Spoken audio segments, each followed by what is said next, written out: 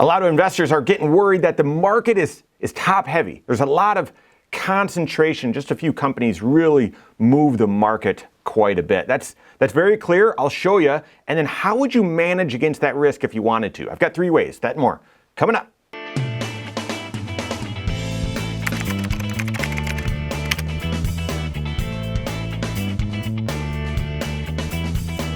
My name's Mike Bernard. I'm the host of the Wise Money Show. I'm also one of the certified financial planners right here at Korhorn Financial Group. Make sure you hit that subscribe button, turn on notifications, and smash that thumbs up button. When you're looking at the stock market, especially the S&P 500, I think if you're not a geek like me, I think it's kind of obvious that you would look and say, well, the S&P 500 is made up of the 500 largest companies in the U.S., and they each represent 1/500th of the index. I think that's logic. And that's not the case. The S&P 500 is a market capitalization weighted index, or market cap, meaning the bigger companies, the ones that are worth the most or valued the most or the largest, they're going to hold a proportionate share of their size in the S&P 500. So Apple or Microsoft, these behemoth companies aren't going to be 1/500th of the S&P 500. They're going to be much larger than that, depending on how outsized they get compared to the rest of the investing universe. It's called market concentration. And guys, we are at levels that we haven't seen ever, going way back, and this is jumping over the Dow, and they're saying that the levels that we're seeing now, we saw back before the Great Depression. I'm not as sure. I don't know all that went into the math, but I can tell you that what goes into this math here, this chart from JP Morgan Chase, that the top 10, oftentimes we hear about the Magnificent Seven, and there's some charts here on that as well. But if you just look at the top 10 companies, 10 out of 500, they're almost 40% of the S&P 500. Almost 40% of the entire index of 500 companies is just 10 companies. That is a lot. And the risk there is that concentration means there's less diversification.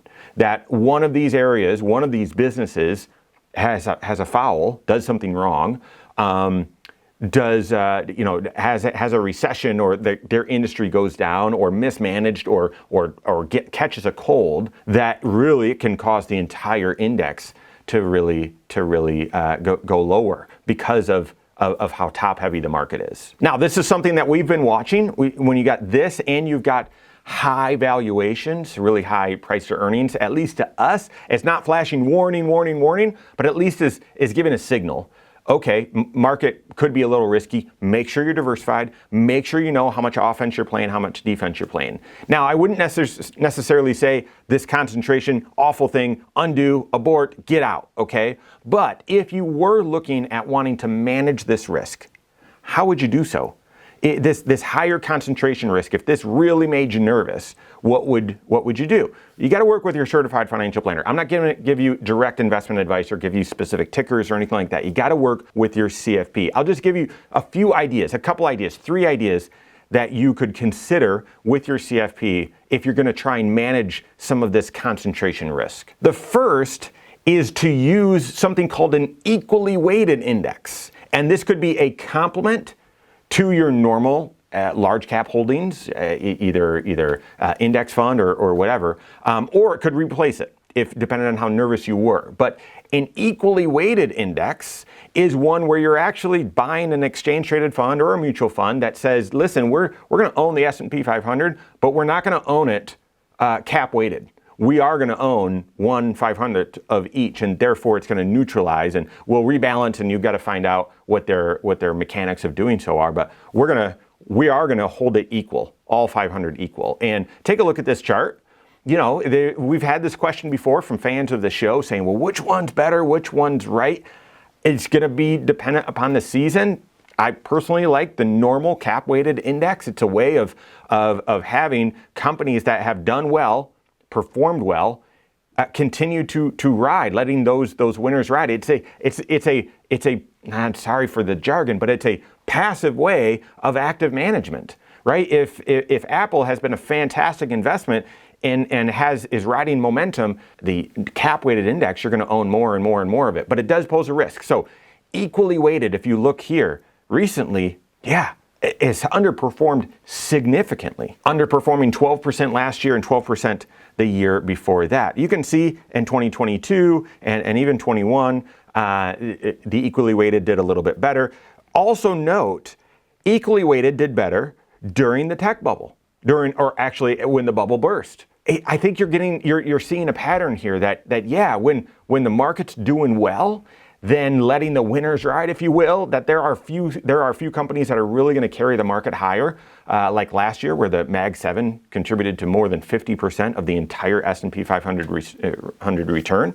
So when times are good, you're going to want that. But if things get risky and we start seeing some choppiness in the markets, equally weighted indexes tend to do a little bit better. So that's one way to help you manage this risk of high concentration. A second way to manage the market concentration is really, again, if the markets are doing great and this concentration continues to lead to, well, the fat get fatter, you want to participate in that upside. It's just if that concentration risk becomes risky and one of those or several of them start falling, that's when you want, okay, well, where's my defense? Do I have some defense in place?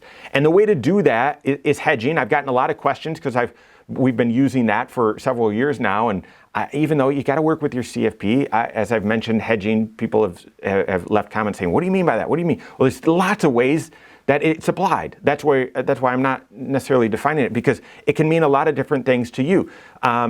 There's a lot of mutual funds or exchange traded funds rather that are owning stocks, but then owning some options within. These are either buffer ETFs, but it's much more than that. It's different, and it doesn't mean leverage, but it means defined downside protection. Defined. And sometimes limited upside, like buffers, don't really love that. But other times it can just mean a little bit less upside. But hedging is a way to say, nope, I still have some upside. So if this concentration risk continues to do well, not be risky, but actually contribute to returns, I've got some upside. But if it turns negative and that risk starts presenting itself, I've got less of the downside to worry about. I know my defense is going to play defense because I've got some stock options in place to help hedge. Again, it's going to come at a cost. You're going to give something up, but it could be a way for you to help limit some of the downside. And like I said, there's lots of different ways this can be applied. Work with your CFP. See if this is an appropriate option or strategy to add to your normal long-term strategy to help manage this risk. And then finally, a third way is if you just say, no, the market's top heavy. I want to manage the risk by adjusting my allocation, my overall recipe between stocks and bonds. And I'd point back to another concentration risk and why you'd want to do this is right now, well, back when I started my career, when you looked at how big the U.S. stock market was compared to the rest of the world, it was about half. About half. Today, 65%.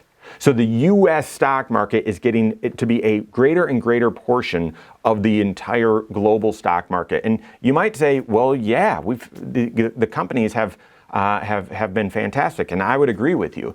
And yet, it still means that diversification is extremely important. Otherwise, you're going to be more prone or susceptible to this risk of greater concentration. So rebalancing or even adjusting your allocation to say, now there's a lot of concentration risk, therefore I do want to own more bonds as opposed to stocks. Now, you can't make this decision in a vacuum.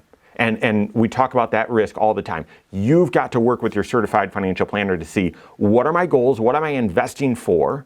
And then express, hey, I'm a little concerned about these risks. How are we playing defense? Should we dial down? Is this a good time to take our 70-30 portfolio and shift it to 65-35 or 60-40? Is this a good time for that? And tuning into that recipe intentionally in the context of your financial plan can be another way for you to manage this risk. Without doing so, if it's just based on emotion, there's a tendency to go all in or all out, risk on, risk off. And that, guys, is a recipe for disaster. So concentration risk, I think it's there. It's something to be watchful of, especially with high valuations. So how are you going to manage it? Every investor has the choice, has the decision of how much offense and how much defense they play, and then the choice, well, how am I going to play offense? How am I going to play defense? And so work with your certified financial planner on that. Hopefully these are 3 ideas that you can consider working with your CFP, and ensure that you make a wise choice that's connected to your comprehensive financial plan. If you don't have a CFP on your team, you can contact one of my team. Find us online, Korhorn.com. That's Korhorn with K, wisemoneyshow.com. You can find us there as well. Or give us a call, 574-247-5898. All right, there you have it. Go out and take your next wise step in your financial life.